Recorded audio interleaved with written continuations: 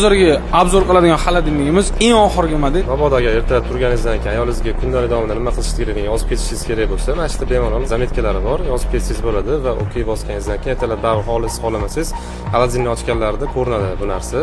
Va undan tashqari produktov inventari bor, xolodilnigingiz nima turganini, morozinnik nima turganini va mo'y svejiy vыбор bu 3-atsekida nima turganini ko'rsatib turadi. Retsepti bizda juda ham ko'p retseptlar bor. Kundalik davomiga misol uchun kerakli maza qilib turib xohlagan narsalarni pishirsalar bo'ladi. Bu telefonni ulab olganingizdan keyin rus tiliga avtomatik tarzda o'tadi. Misol uchun deylik, bittasi ekranimizda omlet, nima kerakligini hammasini yozib qo'ygan, hammasi qulay.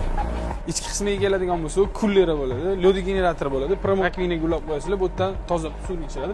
Filtriga keladigan bo'lsa, ko'rsanglar bo'ladi, o'zini ichidan maq filtri bor. No frost bo'ladi, orqasi metal cooling bo'ladi, bemalol svetira o'chib qolganda bir sutka tura oladi. Morozinka qismiga keladigan bo'lsa, bu 6 ta отделga bo'linadi, 6 ta yashik bo'ladi.